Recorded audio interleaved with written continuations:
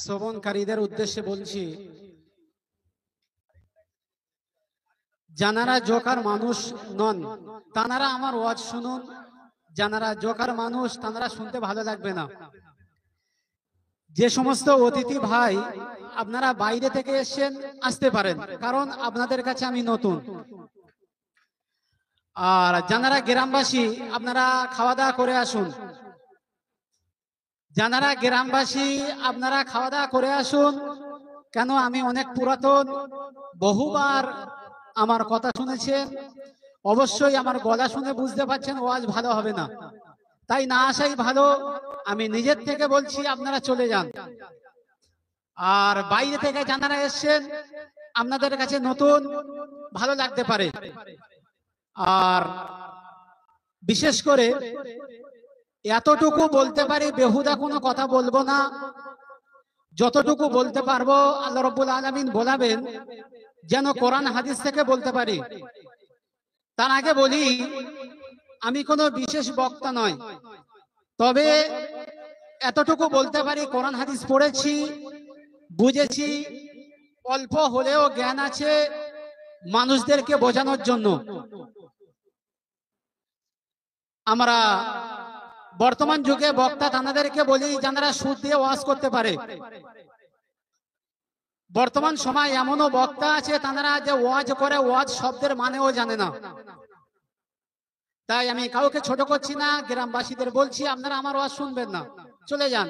ভাত ভাত খেয়ে আসুন, ভাত খেয়ে এসে যে সমস্ত উলামায়ে কেরাম বাইরে থেকে আগত তানাদের মূল্যবান ওয়াজ নসিহত ফজর পর্যন্ত শোনার চেষ্টা করবেন, জীবন পরিবর্তন হবে ইনশাআল্লাহ।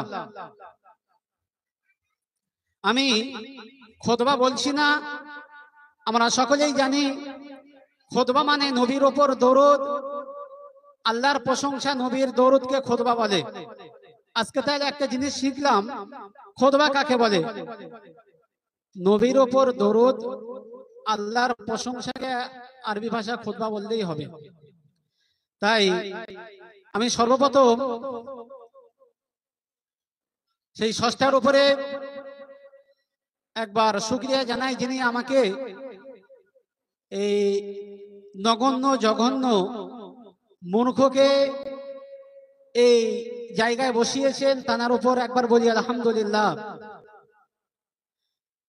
তারপরে পরে জানাই সেই রসুলের উপর কোটি কোটি দরুদ ও সালাম,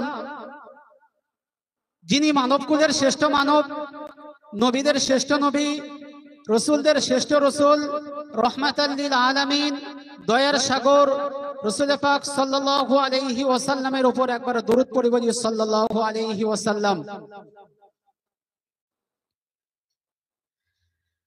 কালামুল্লাহ শরীফের মধ্যে আল্লাহ রাব্বুল আলামিন বলেছেন, বিসমিল্লাহির রহমানির রহিম, লিকুল্লি উম্মাতিন আজাল, ইযা জাআ আজালুহুম লা ইস্তাখিরুনা সাআতান ওয়া লা ইস্তাকদিমুন। কালামুল্লাহ শরীফে মহান রব্বুল আলামিন বলেছেন, লিকুল্লি উম্মাতিন, প্রত্যেকটা জাতির জন্য আজাল, নির্দিষ্ট সময় আমি করে দিয়েছি। কোরআনে আল্লাহ রাব্বুল আলামিন বলছেন প্রত্যেকটা জাতির জন্য আমি একটা নির্দিষ্ট সময় করে দিয়েছি। ইযা জাআ আজালুহুম, যখন তাদের সময় এসে যাবে, ফালা ইস্তাখিরুনা সাআতান ওয়া লা ইস্তাকদিমুন, একটু আগে হবে না, একটু পরে হবে না, একটু আগেও হবে না, একটু পরে হবে না। আমার বলার উদ্দেশ্য, আমরা যে সময়গুলো অপচয় করছি সেই তার উপরে একটা বিষয়বস্তু তুলে ধরতে চাইছি। পৃথিবীর বুকে আমরা বলে থাকি মুসলমান আজ অবনতির পথে। এই মুসলমানের অবনতি কোথা থেকে শুরু হলো? সুপার পাওয়ার শব্দটা কোথা থেকে ব্যবহার হলো? মুসলমান কবে থেকে জয় লাভ করলো? কত বছর শাসন চালালো? সেই সম্পর্কে কিছু আলোকপাত করব ইনশাআল্লাহ। তাই আমি সর্বপ্রথম একটা আয়াত বলেছি, আরো একটা কোরআনের আয়াত বলছি। আল্লাহ রাব্বুল আলামিন কোরআনে বহু জায়গায় সময়ের সব কসম করেছেন। কোরআনে মহান রব্বুল আলামিন বহু জায়গায় সময়ের কসম খেয়েছেন, যেমন ওয়াল্লাইলি ইযা ইয়াগশা ওয়ান নাহারি ইযা তাজাল্লা, নাহার মানে দিন, দিনের কসম, ওয়াল্লাইলি ইযা ইয়াগশা রাতের কসম, ওয়াল আসরি সময়ের কসম। বিভিন্ন জায়গায় আল্লাহ রাব্বুল আলামিন সময়ের কসম খেয়েছেন। সেই সময়টা আমরা না খেলাধুলায় অবহেলায় ব্যয় করে দিই। আমি এতটুকু আমার জ্ঞান আছে, আমরা কোরআন হাদিস বহুত শুনেছি। আমি মুসলিমদের অবক্ষয় সম্পর্কে কিছু আলোকপাত করতে চাই। হুজুরে পাক সাল্লাল্লাহু আলাইহি ওয়াসাল্লাম যখন এই ধরার বুকে আসলেন, আমরা সকলেই জানি তখন 570 খ্রিস্টাব্দে মহানবী সাল্লাল্লাহু আলাইহি ওয়াসাল্লাম এই পৃথিবীর বুকে আসেন। তার আগে কারা এই পৃথিবী শাসন করত? একটা প্রশ্ন করি সকলকে। কম বেশি আমরা সকলেই শুনেছি এই পৃথিবীর বুকে 700 কোটি মানুষ বা 800 কোটি। আপনাদের একটা প্রশ্ন করি, এই পৃথিবীর বুকে কতগুলো ধর্ম আছে জানেন কি? এই পৃথিবীর বুকে 4300টা ধর্ম আছে। কটা? 4300টা ধর্ম আছে। আমরা কটা ধর্মের নাম জানি? আমরা তো খুব কম ধর্ম নাম জানি। এই 4300টা ধর্মের মধ্যে সব থেকে যে ধর্মের অনুসারী বেশি সেটা হচ্ছে খ্রিস্টান। এই পৃথিবীর বুকে কম বেশি 2024 জুলাই মাসের কত তারিখটা ভুলে গেলাম, গণনা অনুযায়ী এই পৃথিবীর বুকে খ্রিস্টান ধর্মাবলম্বী 240 কোটি। 2024 জুলাই মাসের গণনা অনুযায়ী এই পৃথিবীর বুকে দ্বিতীয় স্থান অধিকার করছে মুসলমান, কম বেশি 200 কোটি। সুবহানাল্লাহ। তৃতীয় স্থানে আছে হিন্দু, কম বেশি 115 কোটি। চতুর্থ স্থানে আছে বৌদ্ধ ধর্ম, কম বেশি 50 কোটি। পঞ্চম স্থানে আছে হান ধর্ম, যেটা যার অনুসারী চীন দেশে বেশি, যার অনুসারী চীন দেশে বেশি, কম বেশি 40 কোটি। কম বেশি 40 কোটি হান ধর্ম আছে। তারপরে আর বললাম না। আমার বলার উদ্দেশ্য, আমরা যে 200 কোটি মুসলমান হওয়ার পরে বিপদ আমাদের উপরে এত কেন? হুজুর পাক সাল্লাল্লাহু আলাইহি ওয়াসাল্লাম একাই এই ধরার বুকে এসে সারা পৃথিবীর বুকে ইসলাম প্রচার করেছিলেন। কিন্তু দুঃখের বিষয়, আজ আমরা 200 কোটি মানুষ হয়ে মাথায় টুপি দিয়ে স্বাধীনভাবে ঘুরতে পারি না। কিন্তু দুঃখের বিষয়, আমরা 200 কোটি মুসলমান হয়ে দাঁড়িয়ে রাখতে লজ্জাবোধ করি, ভয় করি। দুঃখের বিষয়, আমরা 200 কোটি মুসলমান পৃথিবীর বুকে থাকার পরে আমরা আমাদের ইসলাম ধর্মের ধর্মাবলম্বী আমরা প্রকাশ করতে ভয় করি।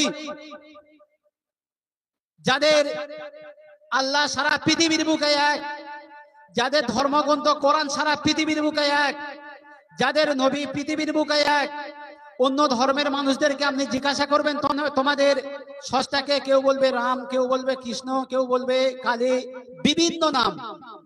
গুজরাটে এক পাবেন, বাংলায় এক পাবেন, আমেরিকায় আরেক পাবেন, ইংল্যান্ডে আরেক পাবেন, গুজরাটে আরেক পাবেন, ভারতের বিভিন্ন মানে কি বলবো জেলায় বিভিন্ন রকম পাবেন। কিন্তু আমরা মুসলমান সারা পৃথিবীর বুকে এক হয়ে আমরা ভয় করছি। সারা পৃথিবীর বুকে এক হয়ে কিন্তু আমরা ভয় করছি। সর্বপ্রথম বলি, এই পৃথিবীর বুকে 195টা স্বাধীন রাষ্ট্র আছে। কটা? 195টা স্বাধীন রাষ্ট্র আছে। এই 195টা স্বাধীন রাষ্ট্র, তারা কম বেশি দুটো দেশ ছাড়া সকলেই রাষ্ট্র সংস্থার সদস্যের দলভুক্ত। আর দুটো দেশ ছাড়া সকলেই কি রাষ্ট্র সংস্থার সঙ্গে যুক্ত আছে। আমার ভারত যদি আমার ওপর কোনো জুলুম করে, আমাদের দেশের যত সুপ্রিম কোর্ট, হাইকোর্ট যদি কেউ না বিচার করতে পারে, আমরা কার কাছে বিচার দিতে পারি? রাষ্ট্র সংস্থার কাছে আমরা বিচার দিতে পারি। দুটো দেশ এমন আছে যারা স্বাধীন হয়েও তারা কিন্তু রাষ্ট্র সংস্থার সঙ্গে যুক্ত নেই। সেই দুটো দেশ হচ্ছে একটা প্যালেস্টাইন আর একটা ভ্যাটিকান সিটি। আর একটা কি? ভ্যাটিকান সিটি একটা দেশ, এরা খ্রিস্টান, এদের কোনো জুলুম নেই। এরা খ্রিস্টান, এদের ওপর কোনো জুলুম হবে না। কিন্তু প্যালেস্টাইন একটা মুসলিম দেশ, তাদের ওপর জুলুম হচ্ছে। তারা কার কাছে বিচার দেবে? তাদের বিচার তো সে তার সঙ্গে যুক্ত নেই। রাষ্ট্র সংস্থার কাছে যে বিচার দেবে, তাদের তো সেই দলভুক্ত তাদের করা হয়নি। তাদেরকে কারা দলভুক্ত হতে দিল না? তাদেরকে কারা দলভুক্ত, সেই দলের অন্তর্ভুক্ত কারা করলো না? এই পৃথিবীর বুকে 1,50,00,000 ইহুদি, তারাই তাদের দলভুক্ত হতে দিল না। এর থেকে দুঃখ আর কি হতে পারে? কত বললাম? 1,50,00,000 ইহুদি পৃথিবীতে আছে। কত? আর মুসলমান কত? 200 কোটি। আর এরা কত? 1 কোটি। পার্সেন্টেজে আনন্দ দেখি কত আসে? 1% না, শুধু -18%। কত আসবে? -18%। তারা সারা পৃথিবীর বুকে রাজত্ব করছে। আপনাদের একটা কথা বলি, এই সুপার পাওয়ার শব্দটা আমরা শুনে থাকি, তাই না? এই সুপার পাওয়ার শব্দটা আগে ছিল না। 1944 সাল থেকে এই পৃথিবীর বুকে সুপার পাওয়ার শব্দটা ব্যবহার করা হয়। হুজুর পাক সাল্লাল্লাহু আলাইহি ওয়াসাল্লাম যখন এই ধরার বুকে অবতরণ করলেন, তখন কিন্তু পৃথিবীর বুকে সুপার পাওয়ার ছিল রোম এবং পারস্য। তখন কি ছিল? রোম এবং পারস্য। তারা কিন্তু এই পৃথিবীর বুকে সুপার পাওয়ার বলে তাদেরকে আখ্যায়িত করা হতো। আমরা সকলেই জানি, কোরআনে একটা সূরা আছে, আলিফ লাম মিম, গুলিবাতির রোম ফি আদনাল আরদি ওয়া হুম মিন বাদি গলাবিহিম সায়াগলিবুন। বিসমিল্লাহির রহমানির রহিম। আলিফ লাম মিম এই শব্দের মানে আল্লাহ জানে। এই শব্দের মানে আল্লাহ জানে। গুলিবাতির রোম, রোম পরাজয় করলো মানে হেরে গেল। রোম কি করলো? হেরে গেল। ফি আদনাল আরদি, তাদের নিজস্ব অঞ্চলে, তাদের নিজস্ব অঞ্চলে তারা হেরে গেল। ওহুম মিন বাদি গলাবিহিম সায়াগলিবুন। আল্লাহ বলছেন তারা আবার পরাজয় করবে কিছু বছর পরে, কিছুদিন পরে তারা অবশ্যই আবার সায়াগলিবুন। এই সিন শব্দটা কখন ব্যবহার হয় জানেন? যারা আলেম আছেন তারা জানবেন। আমরা লাম তাকিদ আর নুন তাকিদের ব্যবহার জানি, কিন্তু যখন ফেলে মুজারা শুরুতে সিন শব্দটা আসবে, তার মানে তাকিদের মানে দেবে। তখন কি হবে? তাকিদের মানে দেবে। অবশ্যই তারা পরাজয় লাভ করবে, জয়ী হবে। ফি বিদঈ সিনিন, কিছু সালের মধ্যে। লিল্লাহিল আমরু মিন ক্বাবলু ওয়া মিন বাদ, এই আগে পরে শব্দটা আল্লাহ ভালো জানেন। আগে পরে কবে জয়লাভ করবে এই শব্দটা আল্লাহ ভালো জানেন।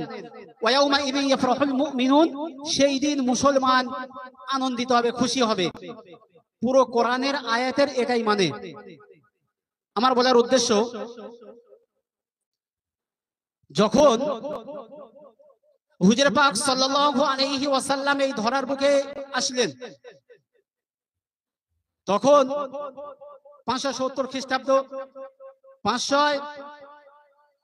624 খ্রিস্টাব্দে রোম সাম্রাজ্য জয়ী লাভ করে। তারপরে 629 খ্রিস্টাব্দে থেকে মুসলমানদের হাতে রাজত্ব আসে। এইটাই বলার উদ্দেশ্য, এতটা বলছিলাম। কত খ্রিস্টাব্দ থেকে মুসলমানরা রাজত্ব করে? 1200 বছর। 624 থেকে নিয়ে 1200 ধরুন, প্রায় 1800 সাল চলে আসবে। 12 আর 6 18। এই 1800 বছর মুসলমান রাজত্ব করলো। তারপরে এদের হাত থেকে রাজত্ব কারা কেড়ে নিল? এদের হাত থেকে রাজত্ব কারা কেড়ে নিল, সেইটা বলার উদ্দেশ্য আমার মেন আসল। আমরা সকলে একটা ঘটনা শুনি। আমরা সকলে ইসলামের ইতিহাসে মোতার যুদ্ধ নাম শুনেছি, যেটা বুখারী শরীফে 2462 নম্বর হাদিস বর্ণনা হয়েছে, বড় লম্বা হাদিস। হুজুর পাক সাল্লাল্লাহু আলাইহি ওয়াসাল্লাম যখন হিজরতের 7 নম্বর বছর, যখন নবুয়তের 7 নম্বর বছর, রাসূল পাক সাল্লাল্লাহু আলাইহি ওয়াসাল্লাম যখন নবুয়ত লাভ করলেন, তার 7 নম্বর বছরে আল্লাহ নবী সাল্লাল্লাহু আলাইহি ওয়াসাল্লাম নিয়ত করলেন যে পৃথিবীর সমস্ত রাজাদের কাছে ইসলামের দাওয়াত দেওয়া হবে বলে একটা চিঠি লিখলেন, সকলের কাছে পাঠিয়ে দেবেন। এমন নিয়ত করে আল্লাহ নবী সাল্লাল্লাহু আলাইহি ওয়াসাল্লাম চিঠি লিখলেন। চিঠি লিখে দিয়ে হুজুর পাক সাল্লাল্লাহু আলাইহি ওয়াসাল্লাম আল্লাহ নবী সাল্লাল্লাহু আলাইহি ওয়াসাল্লামের একটি সাহাবা, তার নাম হযরত উমাইর রাদিয়াল্লাহু তাআলা আনহুকে দিয়ে রোম সাম্রাজ্যের রাজার কাছে চিঠি পাঠিয়ে দিলেন যে এই চিঠিটা গিয়ে তোমরা কি করবে, রোম সাম্রাজ্যের রাজার কাছে এই চিঠিটা পাঠিয়ে দেবে। আল্লাহ নবী সাল্লাল্লাহু আলাইহি ওয়াসাল্লামের সাহাবা উমাইর রাদিয়াল্লাহু তাআলা আনহু যখন চিঠিটা নিয়ে যাচ্ছিলেন, যেতে যেতে জর্দানের মোতা নামক স্থানে তাকে রোম সাম্রাজ্যের একটা নিকটতম রাজার একটা নিকটতম কোন একটা ব্যক্তি সেই উমাইর রাদিয়াল্লাহু তাআলা আনহুকে অন্যায়ভাবে হত্যা করে দিলেন। জর্দানের মোতা একটা অঞ্চলের নাম, সেই অঞ্চলে উমাইর রাদিয়াল্লাহু তাআলা আনহুকে কে করলেন, হত্যা করে দিলেন। কে? রোম সাম্রাজ্যের রাজার ঘনিষ্ঠ একটা কোন নেতা হবে। আল্লাহ নবী সাল্লাল্লাহু আলাইহি ওয়াসাল্লামের কাছে যখন খবর আসলেন যে উমাইরকে অন্যায়ভাবে তারা হত্যা করে দিয়েছে, রাস্তাতে রাজার কাছে চিঠি নিয়ে যাওয়ার আগে তারা তাকে হত্যা করে দিয়েছে, আল্লাহ নবী সাল্লাল্লাহু আলাইহি ওয়াসাল্লাম এই ইসলাম প্রচারের বিষয় নিয়ে যখন তারা অন্যায়ভাবে উমাইর রাদিয়াল্লাহু তাআলা আনহুকে হত্যা করে দিলেন, আল্লাহ নবী সাল্লাল্লাহু আলাইহি ওয়াসাল্লাম 3000 সৈন্য নিয়ে সেই মুতার প্রান্তরে পাঠিয়ে দিলেন। যখন মুতার প্রান্তরে আল্লাহ নবী সাল্লাল্লাহু আলাইহি ওয়াসাল্লামের 3000 সাহাবা উপস্থিত হলো, তখন সেই রোম সাম্রাজ্য 1 লক্ষ যুদ্ধ সৈন্য নিয়ে মুতার প্রান্তরে পাঠিয়ে দিলেন। মুসলমান কত? 3000। আর রোমানরা কত? 1 লক্ষ। শুধু তাই নয়, যখন যুদ্ধ হওয়ার মুখোমুখি হয়ে গেল, সকলেই খবর পেয়ে গেল মুসলমানদের যারা দুশমন ছিল তারা আরো 1 লক্ষ এসে 2 লক্ষ হয়ে গেল কাফের বেঈমানরা। মুসলমানরা 3000 হওয়ার পরেও তাদের ইমানের এতটাই সাহস ছিল, এতটাই ইমানে তাকত ছিল, তারা 2 লক্ষ সাহাবার সঙ্গে যুদ্ধ করতেও রাজি ছিল, কিন্তু ভয়ে পিছু হাঁটতে রাজি নয়। তারা কি করলেন, রোম সাম্রাজ্য থেকে 1 লক্ষ যুদ্ধ সৈন্য আর বাদবাকি এলাকা থেকে 1 লক্ষ যুদ্ধ সৈন্য, আর মুসলমানরা কজন? 3000। একজনের সঙ্গে কজন করে পড়ছে জানেন? 67 জন করে। আমাকে যদি একজনের সঙ্গে মারামারি করতে দেয়, তারা 67 জন, আমি একা মারামারি করতে চাইবো? আল্লাহ নবী সাল্লাল্লাহু আলাইহি ওয়াসাল্লামের সাহাবারা তারপরেও যুদ্ধ থেকে পলায়ন করলেন না। তাদের মনে একটাই ছিল, ওয়ালা তাহিনু ওয়ালা তাহজানু ওয়া আনতুমুল আউলাউনা ইন কুনতুম মুমিনিন। কোনো চিন্তা নেই, কোনো ভয় নেই, তোমরাই জয়ী হবে যদি তোমরা মুমিন হও। কোরআনের আয়াত এটা। কোনো ভয় নেই, কোনো দুঃখ নেই। ওয়া আনতুমুল আলাউন, তোমরাই জয়ী হবে। ইন কুনতুম মুমিনিন, যদি তোমরা প্রকৃত মুমিন হও, তোমরাই সর্বক্ষেত্রে তোমরাই জয়ী হবে। পালানোর কোনো দরকার নেই। আল্লাহ নবী সাল্লাল্লাহু আলাইহি ওয়াসাল্লাম 3টে ব্যক্তিকে কমান্ডার মানে সেনাপতি নিযুক্ত করে দিলেন। হযরত তানার পালক পুত্র হযরত যায়েদ রাদিয়াল্লাহু তাআলা আনহু এবং তানার চাচাতো ভাই আব্দুল্লাহ ইবনে তানার চাচাতো ভাই জাফর ইবনে আবু তালিব রাদিয়াল্লাহু তাআলা আনহুকে এবং আব্দুল্লাহ ইবনে আরাহা রাদিয়াল্লাহু তাআলা আনহুকে, 3 জনকে তিনি কি করলেন, কমান্ডার করে পাঠিয়ে দিলেন। যাক, এই ঘটনাটা একজন জানে, আমি এখানে শেষ করে দিলাম। জানা গল্প বলার ইচ্ছা লাগে না, জানা জিনিস বলার ইচ্ছা নাই। যাই হোক, মুসলমান জয়ী হয়েছিল। হযরত খালিদ বিন ওয়ালিদ রাদিয়াল্লাহু তাআলা আনহুর হাত থেকে জয়ী এসেছিল। ঠিক আছে, জয়টা কোথা থেকে এসেছিল? খালিদ বিন ওয়ালিদ মিন সাইফিস সুয়ুফিল্লাহ। হাত্তা জানাকে আল্লাহর কি বলা হতো? তরবারি বলা হতো। কার? খালিদ বিন ওয়ালিদ রাদিয়াল্লাহু তাআলা আনহুকে আল্লাহর তরবারি বলা হতো। খালিদ বিন ওয়ালিদ রাদিয়াল্লাহু তাআলা আনহু তার মনের ইচ্ছা কি?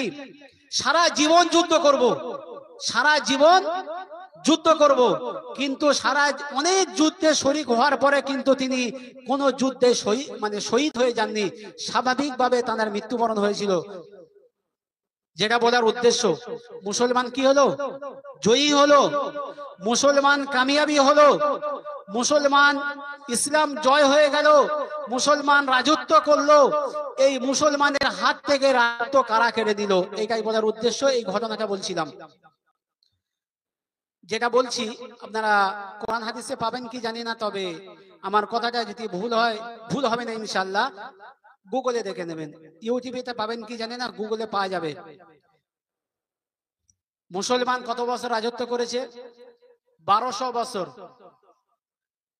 700 বছর পূর্বে চীন দেশের পিছনে একটা দেশ ছিল, নাম মঙ্গোলা। তারা এখন চীনের সঙ্গে সংযুক্ত হয়ে গিয়েছে, একই দেশের মধ্যে পড়ছে। চীন দেশের উত্তরে একটা নাম ছিল, তারা সেই দেশের নাম কি? মঙ্গোলা। সেই মঙ্গোলার জাতির জনক চেঙ্গিস খান। সেই মঙ্গোলার জাতির জনকের নাম কি? Genghis Khan. এই মুসলমানদের হাত থেকে রাজত্ব চলে যাওয়ার সবচেয়ে বড় একটা অবদান এই চেঙ্গিস খানের। এগুলো কোরআন হাদিসে পাবেন কি আমি জানি না, তবে আমি যেখান থেকে পাবেন গুগলে সার্চ করবেন, তাদের ছবিও দিয়ে দিচ্ছে, বড় বড় দাড়ি আছে, নাম মুসলমান, কিন্তু কর্মগুলো সব বেদিনদের, কর্মগুলো বেদিনদের। এই চেঙ্গিস খান সারা পৃথিবীর মুসলিমদের বহু জায়গা ধ্বংস করে দিয়েছে।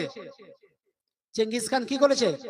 পৃথিবীর বহু জায়গায় মুসলমানদের বড় বড় ঘাঁটি যেগুলো ছিল সব এই চেঙ্গিস খান ধ্বংস করে দিয়েছিল।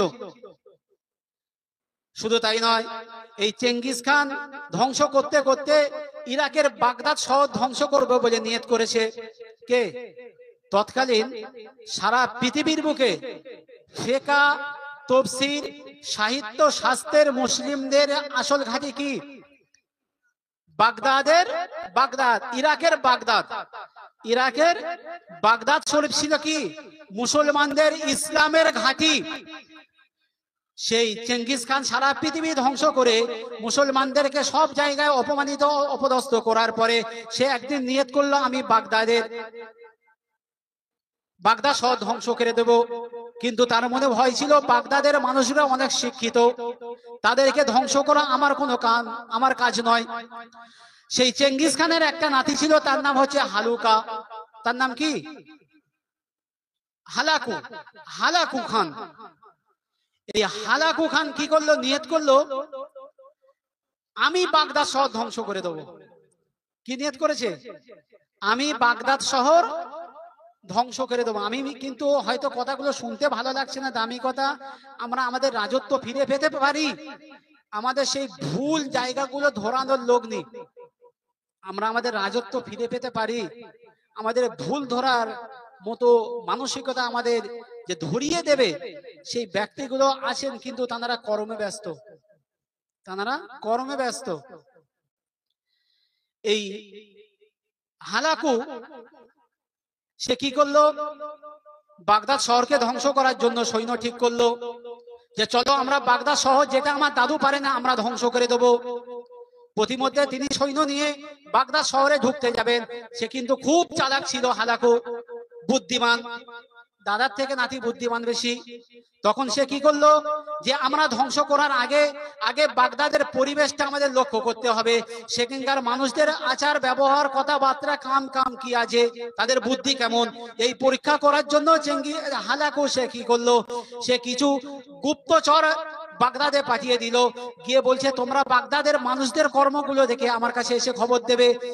বাগদাদে কিছু কর্মচারী গুপ্তচর পাঠিয়ে দিয়ে তারা গিয়ে দেখছেন বাগদাদের মানুষরা সকলেই কর্মব্যস্ত।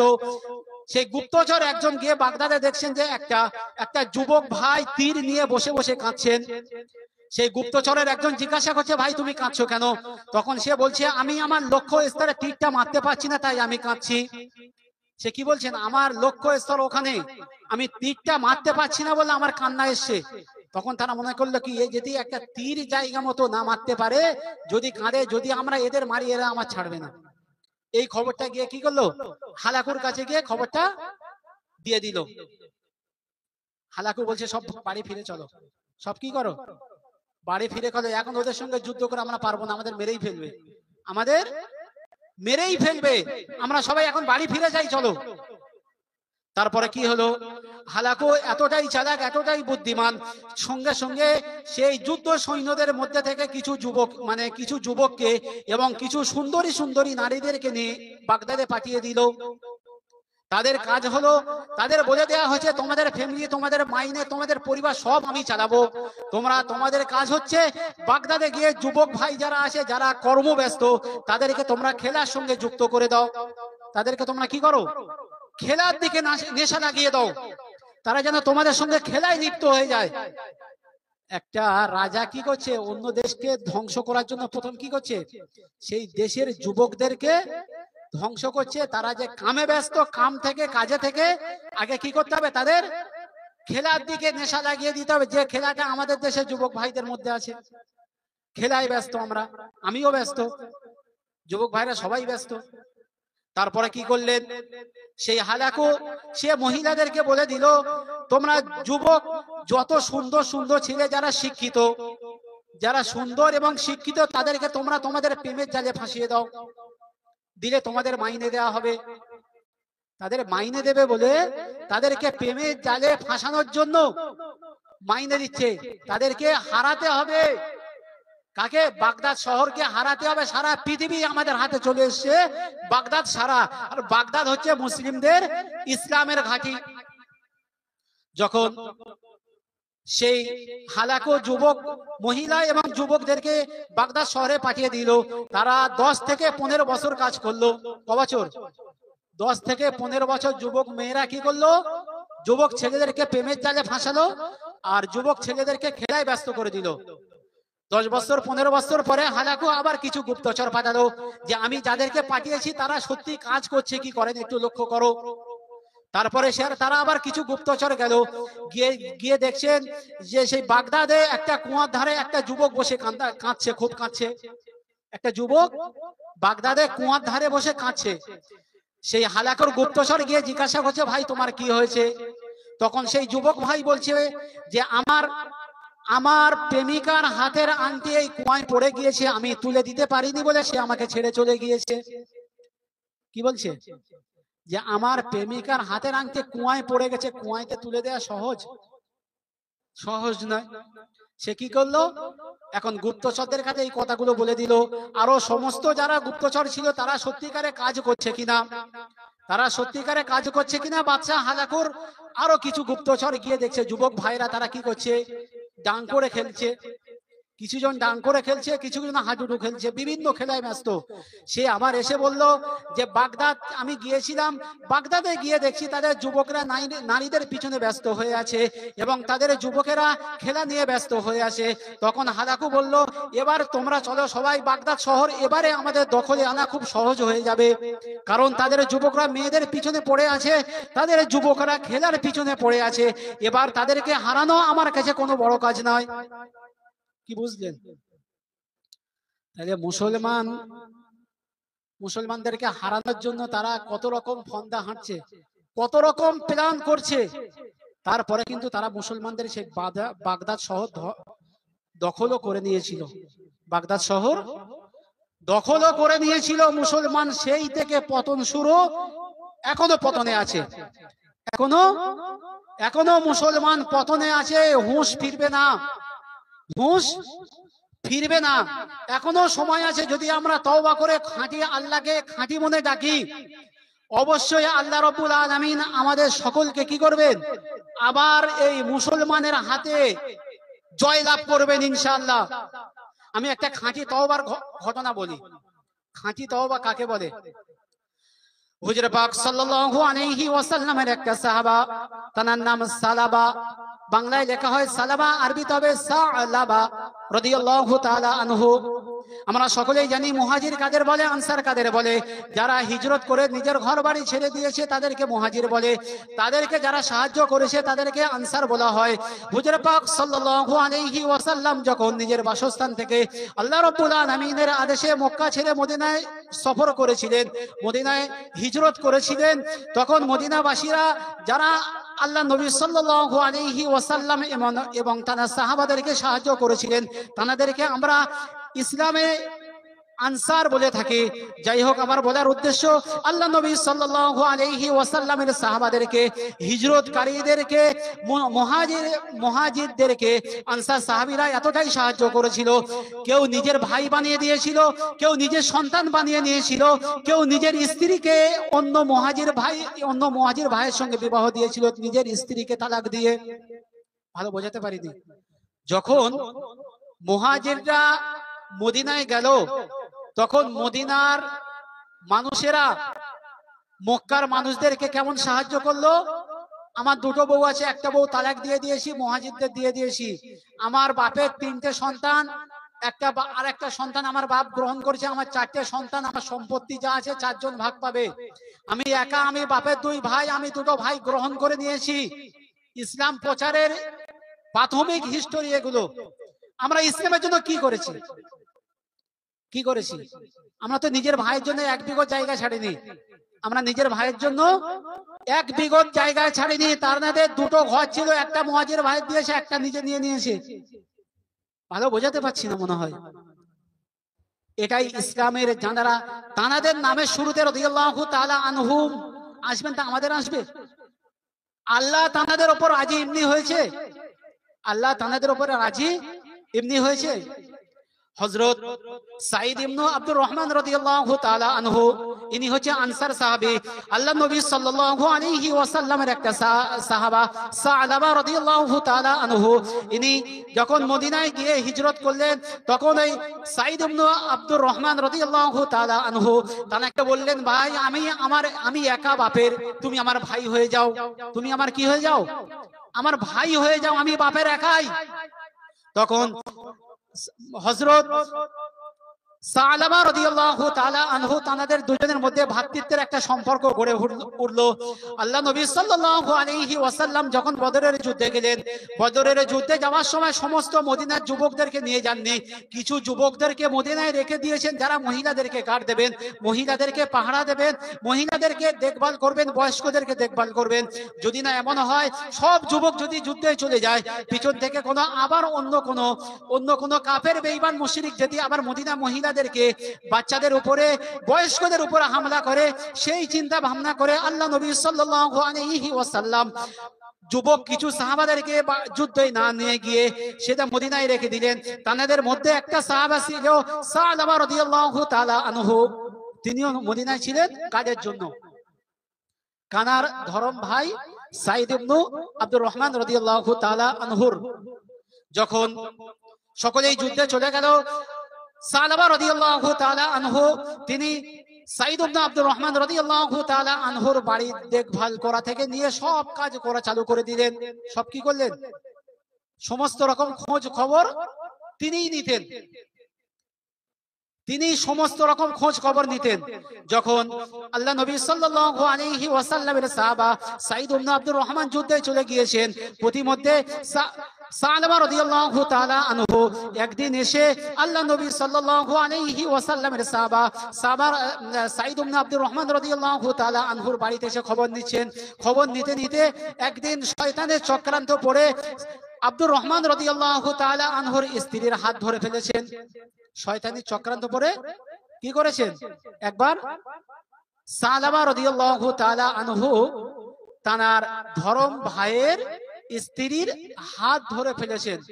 সঙ্গে সঙ্গে সাঈদ ইবনে আব্দুর রহমান রাদিয়াল্লাহু তাআলা আনহুর স্ত্রী বলছেন, হে নবীর সাহাবা, জানারা আমার স্বামী আজকে যুদ্ধে গিয়েছে, তুমি শয়তানের ওয়াসওয়াসায় পড়ে আমার হাত ধরে ফেলেছো, তাড়াতাড়ি ছেড়ে দাও, আল্লাহকে ভয় করো।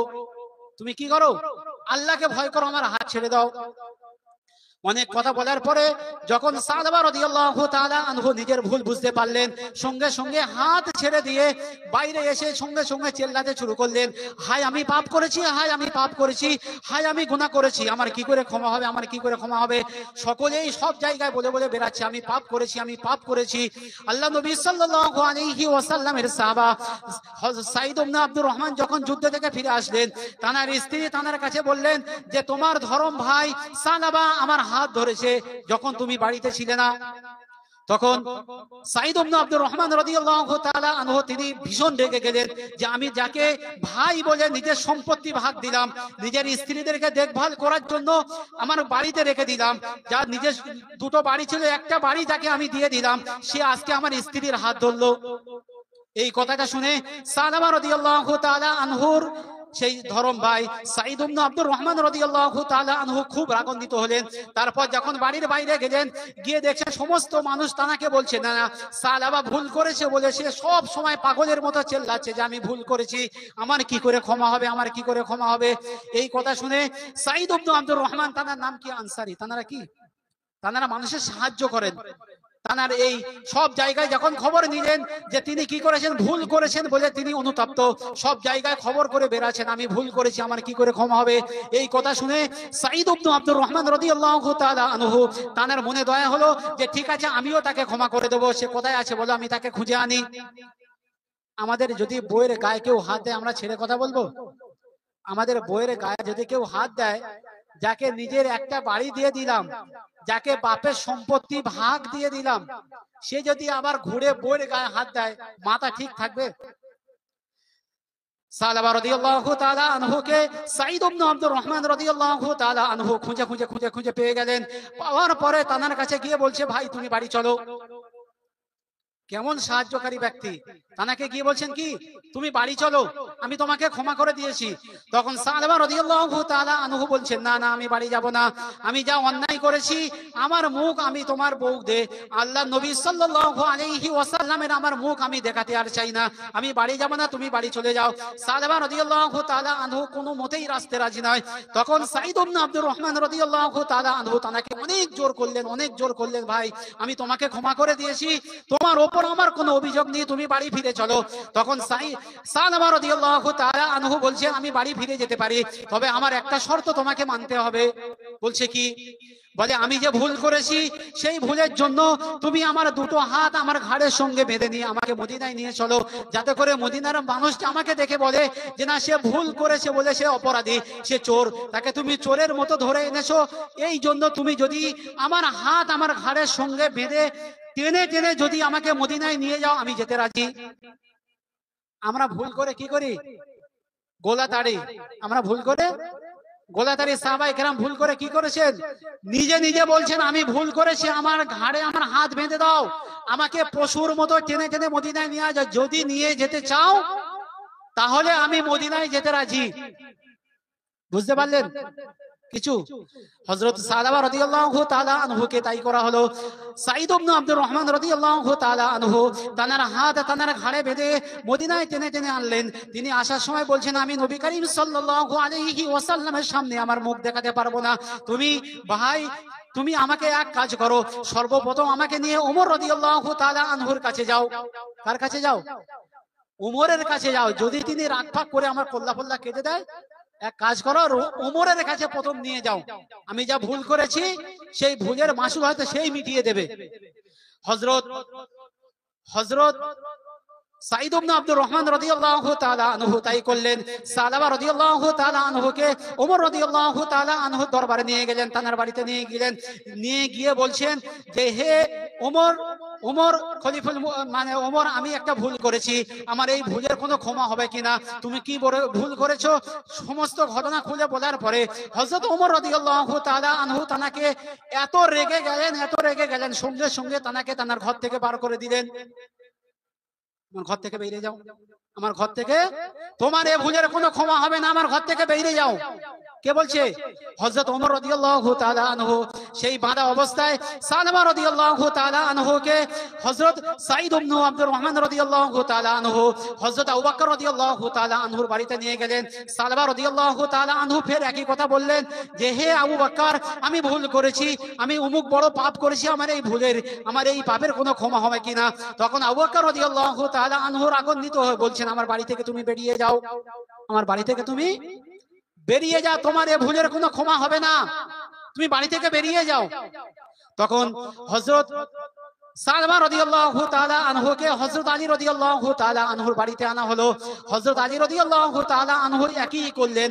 তানার সেই পাপের কথা শুনে, পাপটা এমন কোনো বড় নয়, শুধু হাতে একবার হাত দিয়েছে বলে এটাই বড় পাপ। পাপটা জেনা করেছে এমন কিছু নয় বাবা, যে জেনা করেছে বা অন্য কোনো খারাপ করেছে এমন কিছুই নয়। শুধু কি করেছেন? হাতে যে হাত ধরেছেন, সাঈদ ইবনে আব্দুর রহমান রাদিয়াল্লাহু তাআলা আনহুর স্ত্রী তানাকে ভয় দেখিয়েছেন, সঙ্গে সঙ্গে তিনি হাত ছেড়ে দিয়েছেন। এই ভুলের জন্য এই শাস্তি চলছে, এখনো চলছে। তারপরে হযরত সালমা রাদিয়াল্লাহু তাআলা আনহুকে হুজুর পাক সাল্লাল্লাহু আলাইহি ওয়াসাল্লামের দরবারে আনা হলো। আল্লাহ নবী সাল্লাল্লাহু আলাইহি ওয়াসাল্লামের কাছে এসে যখন সমস্ত ঘটনা খুলে বললেন, ইয়া রাসূলুল্লাহ, ইয়া হাবিবাল্লাহ, আমি যে ভুল করেছি, আমি ওমরের কাছে গিয়েছিলাম, আমি আবু বকরের কাছে গিয়েছি, আমি আলীর কাছে গিয়েছি, তারা সকলেই তানার বাড়ি থেকে আমাকে বার করে দিয়েছে। ইয়া রাসূলুল্লাহ, ইয়া হাবিবাল্লাহ, হুজুর, আমি যে ভুল করেছি এই ভুলের কোনো মাপ হবে কিনা? আল্লাহ নবী সাল্লাল্লাহু আলাইহি ওয়াসাল্লাম তানার এই ভুল শুনে তিনিও রেগে গেলেন। কি হলেন? তিনিও রেগে গেলেন, বলছে তোমার ভুলের ক্ষমা হবে না, তুমি বাড়ি থেকে বাইরে যাও। তখন হুজুর পাক সাল্লাল্লাহু আলাইহি ওয়াসাল্লামের কাছে মহান রব্বুল আলামিন ফেরেশতার মারফতে খবর পাঠিয়ে দিচ্ছেন। হযরত জিবরাইল আলাইহিস সালাতু ওয়াস সালাম এসে আল্লাহ নবী সাল্লাল্লাহু আলাইহি ওয়াসাল্লামকে প্রশ্ন করেছেন, ইয়া রাসূলুল্লাহ, ইয়া হাবিবাল্লাহ, এই পৃথিবী, এই জগতের সৃষ্টিকর্তা আপনি না আল্লাহ? কে বলছেন? হুজুর পাক সাল্লাল্লাহু আলাইহি ওয়াসাল্লামকে কে প্রশ্ন করছেন? জিবরাইল আলাইহিস সালাতু ওয়াস সালাম বলছেন, ইয়া রাসূলুল্লাহ, ইয়া হাবিবাল্লাহ, এই পৃথিবীর সৃষ্টিকর্তা আপনি না আল্লাহ? হুজুর পাক সাল্লাল্লাহু আলাইহি ওয়াসাল্লাম বলছেন, অবশ্যই আল্লাহ রাব্বুল আলামিন এই পৃথিবীর সৃষ্টিকর্তা। তখন হুজুর পাক সাল্লাল্লাহু আলাইহি ওয়াসাল্লামকে বললেন, আপনারা যারা বাড়িতে আসেন সকলেই চলে আসুন, বক্তা এক্ষুনি আসবেন, আসার পরে আমি আর কোনো কথা বাড়াবো না, আপনারা চলে আসুন। আমাদের বহিরে মানে বাইরে থেকে যে সমস্ত অতিথি বৃন্দগণ এসছেন তাদের অতি মূল্যবান ওয়াজ নসিহত শুনবেন, আপনারা তাড়াতাড়ি চলে আসুন। হুজুর পাক সাল্লাল্লাহু আলাইহি ওয়াসাল্লাম যখন বললেন আল্লাহ রাব্বুল আলামিন, তখন হুজুর পাক সাল্লাল্লাহু আলাইহি ওয়াসাল্লামকে বুঝতে পেরে, আচ্ছা আমাদের বক্তা নামটা আমি ঠিক আমাকে বলা হলো না,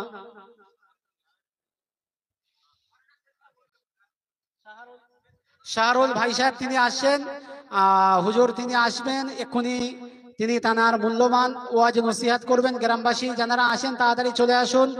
আমার বলার উদ্দেশ্য, সেই সালমা রাদিয়াল্লাহু তাআলা আনহুর তওবা কবুল করা হয়েছিল, অত বড় সামান্য ভুলের পরে এত তওবা করেছেন। নারায়ে তাকবীর, নারায়ে তাকবীর, নারায়ে তাকবীর। তানা তওবা কবুল করা হয়েছিল, এমন কি তানার জানা যায় আসমান থেকে এত ফেরেশতা এসেছিলেন, আল্লাহ নবী সাল্লাল্লাহু আলাইহি ওয়াসাল্লাম মাটি দিতে গিয়ে পা ফেলার রাস্তা ছিল না, এরকম হাঁটুর উপর ভর করে আসছিলেন। সাহাবায়ে কেরাম জিজ্ঞাসা করছেন যে আপনি কবরস্থানে আঙুলে ভর দিচ্ছিলেন কেন?